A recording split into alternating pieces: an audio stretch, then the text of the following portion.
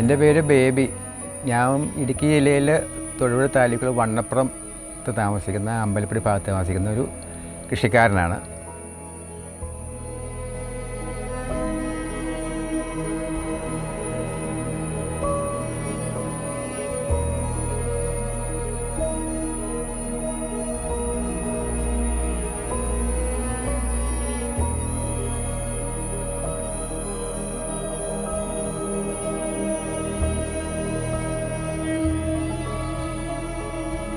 തെങ്ങ്, ജാതി, റബ്ബർ എല്ലാത്തിൻ്റെ ഇടയിൽ മുട്ടിപ്പഴ കൃഷി ചെയ്യുന്നതാണ്. ഇപ്പോൾ ഏകദേശം തുടക്കത്തിലൊക്കെ കുറച്ച് വേണമെങ്കിൽ ഇപ്പോൾ ഏകദേശം ഒരു 100-300 മരത്തിനടുത്ത് 4 വർഷം തൊട്ട് 40 വർഷം വരെയുള്ള മരങ്ങൾ ഉണ്ട് പറമ്പിൽ. ഏതാണ്ട് ഒരു 20 മരത്തോളം കായ്ഫലമുണ്ട്. പിന്നെ കുറേ ആൺമരം പുത്തിട്ടുണ്ട്. എന്നാലും ഒരു 2 വർഷം കൊണ്ട് എൻ്റെ 300 മരങ്ങളും കായ്ഫലമാവും.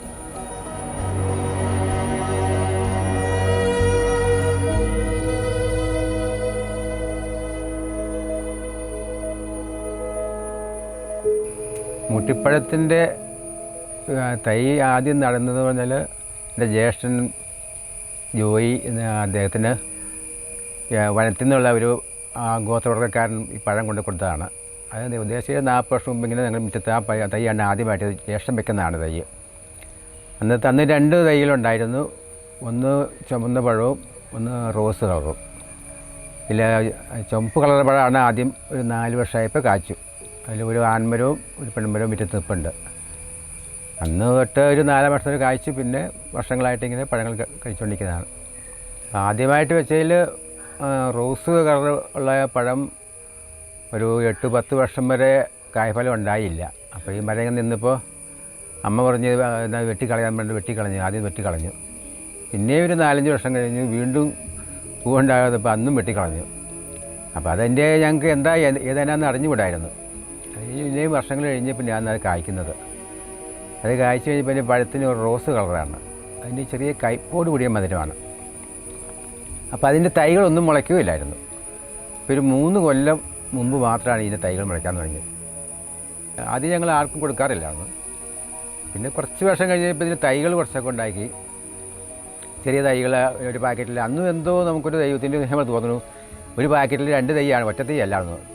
ഒരു പാക്കറ്റിൽ അങ്ങനെ 2 തൈകൾ പലർക്കും കൊടുത്തു വിട്ടു. ആദ്യ വർഷങ്ങൾ കൊണ്ടുപോയത് ഒരു 10-30 വർഷം പ്രായമായ മരം കൂടെ ഞങ്ങളുടെ എൻ്റെ സഹോദരി വീട്ടിലോട്ട് തൊട്ട് അതിലത്തൊക്കെ നിൽപ്പുണ്ട്. അപ്പം അന്ന് കൊണ്ടുപോയി വെച്ച തൈകൾ അന്ന് ആരുമൊക്കെ ഞാൻ ഒന്നും പൈസ വാങ്ങാതെ കൊടുത്തുകൊണ്ടിരുന്നത്.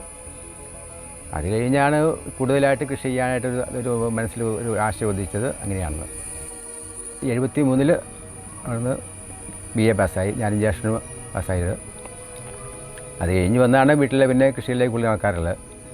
പിന്നെ ചെറുപ്പകാലത്തുള്ള അന്നത്തെ കൃഷി എന്ന് പറഞ്ഞാൽ ഈ വാഴ കൃഷിയായിരുന്നു. വാഴ, കപ്പ ഇങ്ങനെയുള്ളത്. പിന്നെ എനിക്ക് പ്രത്യേകത എന്ന് പറഞ്ഞാൽ വാഴയും കപ്പയും കൃഷി ചെയ്യാൻ ഒരിക്കലും ഞാൻ അന്നും രാസവളം കുത്തി താല്പര്യമില്ലായിരുന്നു. അതുപോലെ മരുന്നില്ല. അന്നൊക്കെ കാലത്തൊക്കെ വാഴ കൃഷി ചെയ്യുന്ന ആൾക്കാരൊക്കെ ഫ്യൂഡാൻ ഉണ്ടായിരുന്നു. ഈ കേടുണ്ടായത് ഞാൻ ഒരിക്കലും ഫ്യൂഡാനില്ല. ഞാൻ കുമ്മായമൊക്കെ ഇട്ടൊക്കെ ഉള്ളൂ. അപ്പോൾ അതുകൊണ്ട് അടുത്ത എവിടെയെങ്കിലും ആൾക്കാരുണ്ടെങ്കിൽ കൊച്ചു കുട്ടികൾക്ക് ഈ വാഴയ്ക്ക പിടിച്ചു കൊടുക്കാനായിട്ട് ഇവിടെ വന്നാൽ കൊണ്ടുപോകുന്നുള്ളൂ. അപ്പോൾ അതുകൊണ്ട് ഞാൻ എൻ്റെ പറമ്പിൽ ഇതുവരെയും വിഷാംശം ഉപയോഗിച്ചിട്ടില്ല. അത് എന്തോ എനിക്ക് അതിനോടൊരു വെറുപ്പായിരുന്നു. അതിൽ നെൽകൃഷി ഉള്ളപ്പോഴാണെങ്കിൽ നെൽകൃഷിയിലും എല്ലാവരും കീടനാശിനി അടിക്കുമ്പോൾ ഞാൻ കൊട്ടയും കൊണ്ടുപോയി ഈ പുഴുവെടുത്ത് കളയാറുള്ളൂ. അന്ന് ജ്യേഷ്ഠനും വഴക്ക് പറയാറുന്നു ഇന്നിങ്ങനെ. അപ്പോൾ അതിന് കുറച്ച് കഴിയുമ്പോൾ അത് ആ പുഴുവൊക്കെ പൊക്കോളും. അപ്പോൾ അങ്ങനെ ജൈവ രീതിയിലാണ് എനിക്ക് ചെറുപ്പം മുതൽ താല്പര്യം. ഇന്നും അത് തന്നെയാണ്. ഇന്നും ഇപ്പോഴും ഒരു കൃഷിക്ക് ഞാൻ വിഷാംശമൊന്നും ചേർക്കാറില്ല. ജൈവവളങ്ങൾ മാത്രമേ ഉപയോഗിക്കാറുള്ളൂ.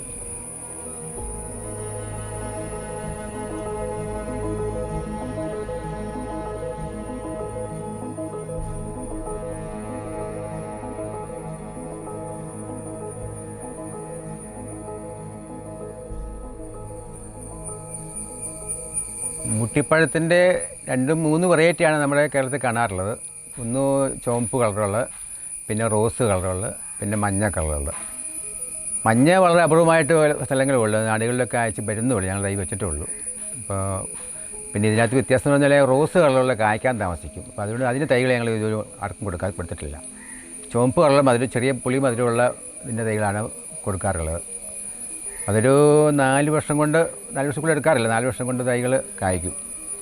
അതിൽ ആൺമരവും പെൺമരവും ഉണ്ട്. രണ്ടും വേണമെന്നാണ് ഇതിനകത്ത്. ആൺമരം ഇല്ലെങ്കിൽ ഈ പോളിനേഷൻ നടന്നില്ലെങ്കിൽ ഈ പഴം അകത്ത് പഴം ഉണ്ടാവില്ല. പെൺമരം തന്നെയാണെങ്കിൽ നിറയെ കായ ഉണ്ടാകും, പക്ഷേ അകം പൊള്ളയായിരിക്കും. അങ്ങനെ പല കൃഷിക്കാരും വിളിക്കാറുണ്ട്. അപ്പോൾ ആൺമരം കൂടെ വേണം എൻ്റെ നിർബന്ധമായിട്ട്. ഒന്നിൽ കാറ്റ് മുഖേനയോ അല്ലെങ്കിൽ ചെറുതേനച്ച് മുഖേനയോ പോളിനേഷൻ നടക്കുന്നത്. പിന്നെ ഇതിൻ്റെ പ്രത്യേകത പറഞ്ഞാൽ ഏത് ചെറിയ സ്ഥലത്ത് നമുക്ക് വയ്ക്കുക. ഇത് മറ്റു മരങ്ങളുടെ ഷെയ്ഡിൽ വയ്ക്കുക. ഈ ചോല പ്രശ്നമല്ല. ഇത് നമ്മുടെ കാട് വനത്തിലെ വലിയ മരങ്ങളുടെ അടിക്കാടിൽ നിൽക്കുന്ന മരമാണത്. അപ്പോൾ അതുകൊണ്ട് ചോലക്കകത്ത് വയ്ക്കുന്നതിനും കുഴപ്പമില്ല. ഏത് സ്ഥലത്തും എവിടെ മാവിൻ്റെ താഴെയൊക്കെ വയ്ക്കാൻ പറ്റും. പിന്നെ തെങ്ങിൻ്റെയൊക്കെ ചുവട് ചേർത്ത് വയ്ക്കാതിരുന്നാൽ മതി. ഇപ്പോൾ റബ്ബറിൽ ഞാനൊരു പരീക്ഷണത്തിനകത്ത് 10-90 മരം വെച്ചു. 4-ാം വർഷം ഈ വർഷം ഒരു 1-2 മരം പൂത്തു ഒരെണ്ണം കായ്ഫലം ഉണ്ടായി. അപ്പോൾ റബ്ബറിൽ ഇടകൃഷിയായിട്ട് ചെയ്യാൻ പറ്റുന്നുള്ളൂ.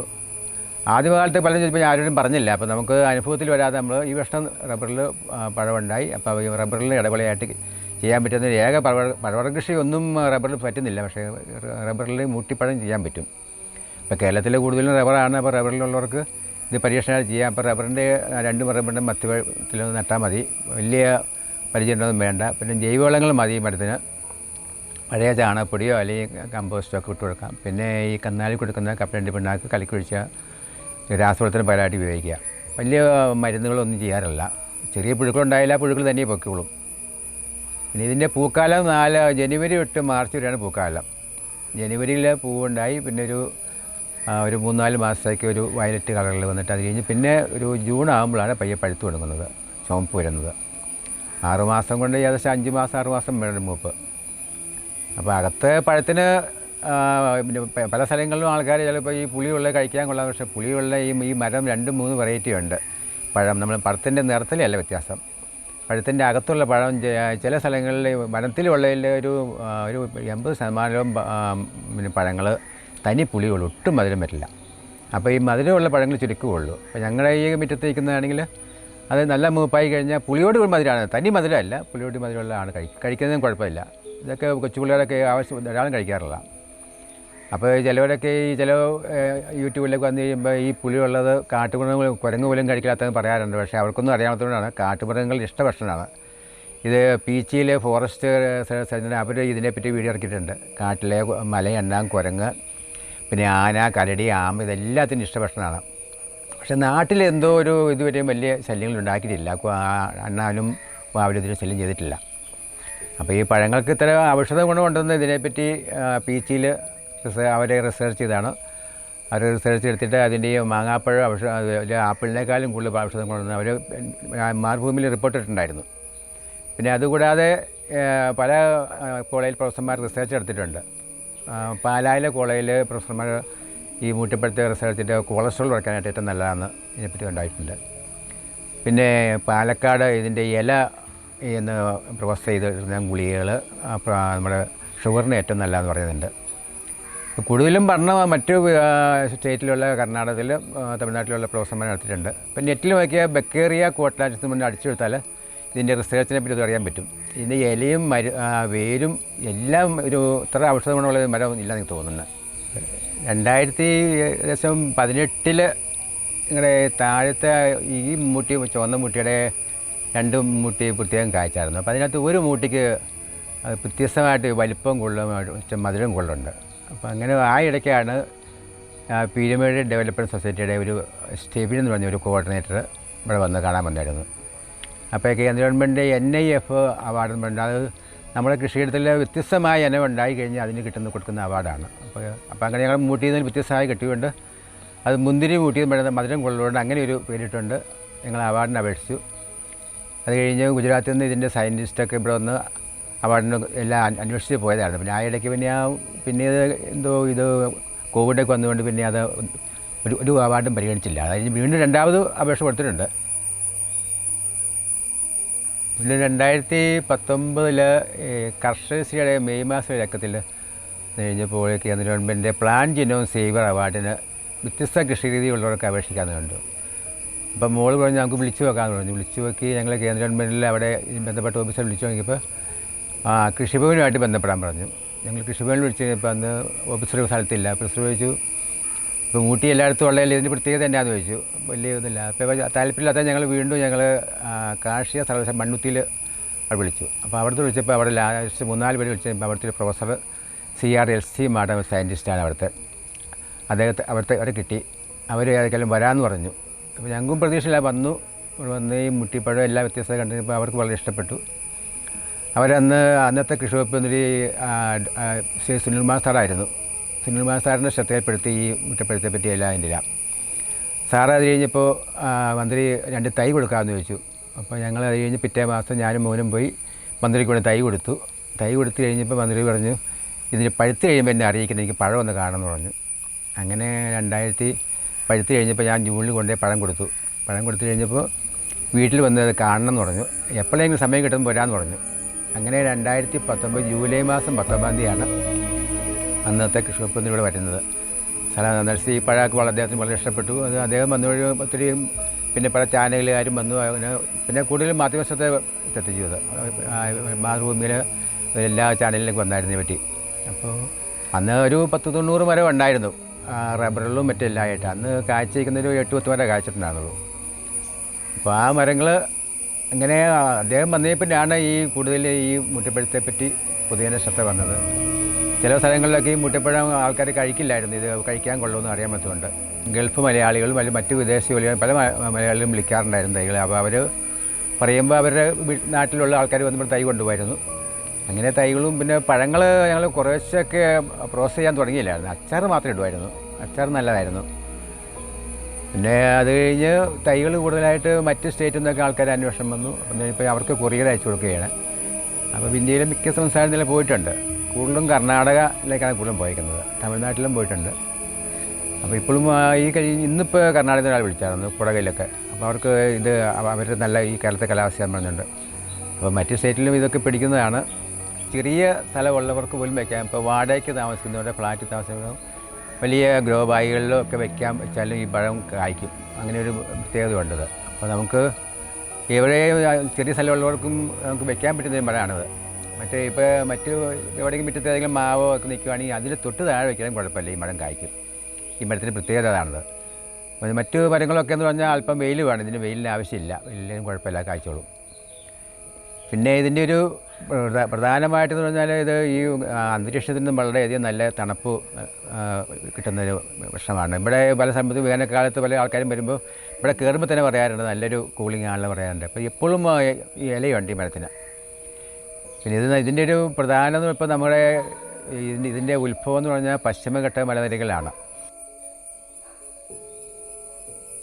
മുട്ടിപ്പഴം കൃഷി ചെയ്യുമ്പോൾ ശ്രദ്ധിക്കേണ്ടതെന്ന് പറഞ്ഞാൽ ആൺമരവും പെൺമരവും നമ്മൾ കൃഷിയിടത്തിൽ വേണം. ആൺമരം നമ്മുടെ വീട്ടിലല്ലെങ്കിൽ തൊട്ടടുത്ത് വീട്ടിലും ഉണ്ടായാലും മതി. ഇത് ഇപ്പോൾ നമ്മുടെ ഇപ്പോൾ എല്ലാ നേഴ്സറികളിലും കൊടുക്കുന്ന ഒറ്റ തൈകളാണ്. ഇപ്പോൾ സർക്കാരിൻ്റെ നേരിയകുളത്തുള്ള നേഴ്സറി കൊടുക്കുന്ന വിരുതിയാണ് കൊടുക്കുന്നത്. പക്ഷേ വിരുതി വിളിച്ചു കഴിഞ്ഞാൽ ചിലപ്പോൾ ആൺമരം അല്ലെങ്കിൽ ചിലപ്പോൾ പെൺമരമാവും. പിന്നെ ചിലവരൊക്കെ 4-5 തൈകളൊക്കെ നേഴ്സറിയിൽ വാങ്ങിച്ച് വയ്ക്കും. അപ്പോൾ അങ്ങനെ വരുമ്പോൾ ചിലപ്പോൾ ആണും കിട്ടാറുണ്ട്. അപ്പോൾ ചിലവർ വിളിച്ചാൽ 4 തൈ വെച്ച് 4 ആണായി ഇപ്പോൾ വിളിച്ചു പറയാറുണ്ട്.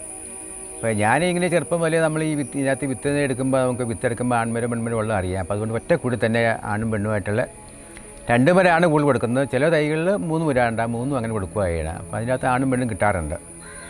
അപ്പോൾ ആൺമരവും പെൺമരവും കിട്ടിയ 4 വർഷം കൊണ്ട് കായ്ക്കാൻ. ആൺമരം ഇല്ലാത്ത പല ആൾക്കാരും കൃഷിക്കാർ വിളിക്കാറുണ്ട്. ഇതെൻ്റെ അമ്മാവൻ ചൂരക്കുഴി പൗലോസ് എന്ന് പറഞ്ഞ അമ്മാവൻ്റെ മകനാണിത്. അമ്മാവൻ മരിച്ചിട്ട് 1 കൊല്ലമായി. അമ്മാവന് ഒരു 25 വർഷം മുമ്പ് ഈ തൈ എൻ്റെ വീട്ടിൽ നിന്ന് കൊണ്ടുവച്ചാണ്. അതൊരു 4 വർഷമായപ്പോൾ കായ്ച്ചു. പക്ഷേ കായ്ച്ചെങ്കിലും അകം പൊള്ളയായിരുന്നു. അപ്പോൾ അന്ന് അറിയാൻ പറയുന്നതാണ്. പിന്നെ അങ്ങനെയൊക്കെ നിർത്തിയത്. അപ്പോൾ അത് കഴിഞ്ഞ് അകത്ത് നിറയെ കായ ഉണ്ടെങ്കിൽ അകത്ത് പഴമൊന്നും ഉണ്ടാവില്ലായിരുന്നു. അപ്പോൾ പിന്നെ രണ്ടാമത് വീണ്ടും ഒരു 7 വർഷം മുമ്പ് അമ്മാവൻ വന്ന് 2ാമത് തൈ കൊണ്ടുവച്ചു. അപ്പോൾ അതിൽ ആണും പെണ്ണും ഉണ്ടായിരുന്നു. അതിൽ ആ ആൺമരം പൂത്ത് കഴിഞ്ഞാൽ പിന്നെ ഇതിൻ്റെ അകത്ത് ഇപ്പോൾ പഴം ഉണ്ടാകുന്നുണ്ട്. പിന്നെ കൂടുതലായിട്ട് കുറേ പഴങ്ങൾ അങ്ങനെ ഉണ്ടായി വരുന്നുണ്ട്.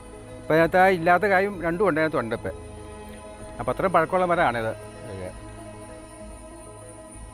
പിന്നെ ചിലവർ ബഡ് ചെയ്താലിത് വരില്ലോ എന്ന് പറഞ്ഞുകൊണ്ട് പിന്നെ ഞങ്ങളൊരു 2019 ബഡ്ഡിങ്ങും ഗ്രാഫ്റ്റിങ്ങും തുടങ്ങി. പക്ഷേ ബഡ്ഡിങ് ഗ്രാഫ്റ്റിങ് തുടങ്ങിയാലും മറ്റ് ഈ തൈ വിത്ത് കായ്ക്കുന്നതിനേക്കാൾ താമസം എടുക്കാറുണ്ട്. ഞങ്ങളിപ്പോൾ ബഡ് ചെയ്തിട്ട് 4 വർഷമായിട്ട് തൈ ഈ വർഷമാകും കായ്ക്കാൻ സാധ്യതയുള്ളൂ. 4 വർഷം എടുക്കും. അപ്പോൾ ബഡ് പിന്നെ ഗ്രാഫ്റ്റ് ചെയ്ത് പലരും ഈ ടൗണിലൊക്കെ ഈ താമസിക്കുന്നവർക്ക് ഈ അതുകൊണ്ട് ഒരു ഫ്ലാറ്റിൽ താമസിക്കുന്നവർക്ക് അവർ മുകളിൽ വയ്ക്കാൻ വേണ്ടി ഗ്രാഫ്റ്റ് ചെയ്ത് നല്ലതുണ്ട്. ഗ്രാഫ്റ്റിങ് കായ്ക്കാൻ താമസം എടുക്കുന്നുണ്ട്.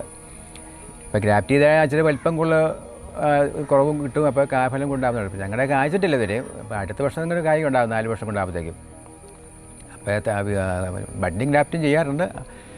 പിന്നെ ഞങ്ങളുടെ തൊട്ടടുത്തൊരു വീട്ടിൽ ഞാൻ ആൺമരമായിരുന്നു. ആൺമരം അത് വലിയ മരമായിരുന്നു. അത് ബഡ് ചെയ്ത് കഴിഞ്ഞപ്പോൾ ഈ 3-ാം വർഷം കായ്ച്ചു. അപ്പോൾ വലിയ മരമാണെങ്കിൽ കായ്ക്കും. പക്ഷേ ചെറുമരം ഗ്രാഫ്റ്റ് ബഡ് ചെയ്തെല്ലാം കായ്ക്കാൻ അല്പം താമസം എടുക്കാറുണ്ട്. അപ്പോൾ കൂടുതലും വിത്ത് തൈകളാണ് ആൾക്കാർ നല്ലത് കൊണ്ടുപോയി ആദ്യം കായ്ക്കുന്നത്. ചിലവർ 3-ാം വർഷം കായ്ച്ചെന്ന് വിളിച്ച് പറയാറുണ്ട്. മുട്ടിപ്പഴം കൃഷി ചെയ്യുന്നതിൽ വലിയ രോഗങ്ങളൊന്നും കീടരോഗങ്ങളും കാണാറില്ല. പണ്ട് പുഴുക്കളൊക്കെ കുറച്ച് ഉണ്ടാവാറുണ്ട്. അത് ഞാൻ ചെറിയ നമ്മൾ ജൈവം കടിച്ചു കഴിഞ്ഞാൽ പൊയ്ക്കോളും. പിന്നെ പഴം ഉണ്ടാകും. പഴത്തിന് നേരത്തെ ഇത് ചൂട് ഭാഗത്ത് മണ്ണ് പുതഞ്ഞു കിടന്നാലും ഒരു രോഗങ്ങളില്ല. പക്ഷേ ഇപ്പോൾ കുറച്ചായിട്ട് ഈ കുമ്പിൾ രോഗങ്ങൾ കണ്ടു കാണാറുണ്ട്. അതുകൊണ്ട് നമ്മൾ ജൈവ കുമ്പിൾനാശിനി അത് സ്യൂഡോമോണസ് കലക്കി ഒഴിച്ചു കൊടുക്കാൻ മതി. അപ്പോൾ അങ്ങനെ കൂടുതൽ വലിയ രോഗങ്ങൾ കാണുന്നില്ല. വളരെ ചുരുക്കമായിട്ടേ ഉള്ളൂ. പിന്നെ ഇപ്പോൾ ഇവിടെയൊക്കെ നമുക്കിപ്പോൾ ചൂട് ഭാഗത്താണ് അതിന് ഉണ്ടാകുന്നത്. ചൂട് ഭാഗത്തെ പഴം നമ്മൾ പല സ്റ്റേജിലാകുമ്പോൾ ചെറുപ്പത്തിലാണെങ്കിൽ നേരത്തെ പറിച്ചെടുത്ത് കഴിഞ്ഞാൽ നമുക്ക് എന്തെങ്കിലും അച്ചാറുണ്ടാക്കാനോ കണ്ണിമാങ്ങ അച്ചാറുണ്ടാക്കാം. അതുകൊണ്ട് ശർക്കരയിലിട്ട് കഴിഞ്ഞാൽ നമ്മൾ ഈ നെല്ലിക്ക വഴിയുണ്ടാക്കുകയും ചെയ്യാം. അപ്പോൾ മണ്ണിൽ പറ്റി കിടക്കുന്ന ഭാഗത്ത് നമ്മൾ ആദ്യം പറിച്ചെടുത്താൽ മതി, പഴുക്കുന്നതിന് മുമ്പ് കുഴപ്പമൊന്നുമില്ലാതെ. അപ്പോൾ വലിയ പരിചയമൊന്നും ഇല്ലാതെ നമുക്ക് ശ്രദ്ധിക്കപ്പെടാവുന്നൊരു കൃഷിയാണ് മൂട്ടി. ഇപ്പോൾ മറ്റു എല്ലാ മരങ്ങളുടെ ഇടയിൽ കൃഷി ചെയ്യാം. അതിൻ്റെ പ്രത്യേകതയാണ് ഏറ്റവും കൂടുതലുണ്ട്. പിന്നെ നമ്മുടെ ഈ മൂട്ടിപ്പഴം എന്ന് പേര് വരാൻ കാര്യം എന്ന് പറഞ്ഞാൽ വനത്തിൽ എപ്പോഴും ആ ചൂട് 2 മീറ്റർ താഴ്ഭാഗത്ത് മാത്രമേ മൂട്ടിപ്പഴം ഉണ്ടാവാറുള്ളൂ, മുകളിലേക്ക് ഉണ്ടാവാറില്ല. അപ്പോൾ മരത്തിൻ്റെ ചൂട് ഭാഗത്ത് ഉണ്ടാകുന്ന പഴം എന്നാണ് അങ്ങനെ മൂട്ടിപ്പഴം എന്ന പേര് പറയാൻ കാര്യം. പക്ഷേ നമ്മുടെ നാടുകളിൽ വന്നു കഴിയുമ്പോൾ ഈ മരത്തിൻ്റെ മുകളിൽ വരെ കേൾക്കാറുണ്ട്. പിന്നെ ഒത്തിരി വലിയ മരമാവില്ല. ഒരു പരമാവധി ഒരു 10-25 അടിയിൽ കൂടുതൽ മരങ്ങൾ വലുതാറില്ല. മറ്റു മരങ്ങളുടെ ഇടയിൽ വയ്ക്കുന്നതിന് വലിയ പ്രശ്നമില്ല. അപ്പോൾ മരത്തിൻ്റെ പൊക്കം നമുക്ക് ക്രമീകരിച്ച് എടുത്താൽ ഒരു പരമാവധി ഒരു 15-20 അടിയാകുമ്പോൾ മുകളിലേക്കുള്ള കമ്പ് വളച്ചിട്ടാൽ മതി, വെട്ടിക്കളയണ്ട. വളച്ചിട്ട് കഴിയുമ്പോൾ ആ മരം ഒതുങ്ങി വളർന്നോളും. പിന്നെ മറ്റ് റംബൂട്ടാൻ പോലെ അത്രയും പടർന്നു പിടിക്കുന്ന മരമല്ല, വളരെ ഒതുങ്ങിയ മരമാണ്. അപ്പോൾ നമുക്ക് ഷേപ്പ് അനുസരിച്ച് ഇത്രയും കുഴപ്പമൊന്നുമില്ല. പിന്നെ മൂട്ടിപ്പഴത്തിൻ്റെ ആദ്യ വർഷങ്ങളിൽ കായ്ക്കുമ്പോൾ 3-4 കുലകൾ ഉണ്ടാകാറുള്ളൂ. പിന്നെ ഓരോ വർഷം കൂടുന്നതോടും ഇതിൻ്റെ ആദായം കൂടാറുണ്ട്. ഇപ്പോൾ വലിയ മരത്തിലൊക്കെ ആണെങ്കിൽ 10, 50, 60 കിലോയും കുലയൊക്കെ ഉണ്ടാകുന്ന ഒരു കുഴപ്പമൊന്നുമില്ല, അത്ര ഉണ്ടാവും. ഒരു പഴത്തിൻ്റെ വ്യത്യാസം പല പഴത്തിനും പല വലുപ്പമുണ്ട്. ഏകദേശം ഒരു 15-20 ഗ്രാം വരെ ഒരു പഴം തൂക്കം വരാറുണ്ട്. ഒരു 50-60 മരം ഉണ്ടെങ്കിൽ 1 കിലോ പഴങ്ങളും ഉണ്ടാവാറുണ്ട്. പിന്നെ ഇവിടെ ഈ റോസും ചുവപ്പുകളുണ്ട്. അതിൽ നിന്ന് പല വെറൈറ്റികളുണ്ടാവാറുണ്ട്. ഞങ്ങൾക്കൊരു പുതിയ വെറൈറ്റി കിട്ടിയിട്ടുണ്ട്. അത് നല്ല വലിപ്പമുണ്ട്. അതൊരു 30 കാ ഉണ്ടെങ്കിൽ 1 കിലോ പഴം കിട്ടാറുണ്ട്. അതിൻ്റെ പഴത്തിന് പുളി അല്പം വളരെ കുറവായിട്ട് കാണുന്നുണ്ട്. അപ്പോൾ വെറൈറ്റി അതുകൊണ്ട് സാധാരണയുള്ള പഴത്തിൻ്റെ ഏതാണ്ട് ഇരട്ടി വലിപ്പമുണ്ട് അതിൻ്റെ പുള്ളിലെ പഴം തന്നെ. ഏതാണ്ട് ഒരു 20 മരത്തോളം കായ്ഫലമുണ്ട്. പിന്നെ കുറേ ആൺമരം പുത്തിട്ടുണ്ട്. എന്നാലും ഒരു 2 വർഷം കൊണ്ട് എൻ്റെ 300 മരങ്ങളും കായ്ഫലമാവും.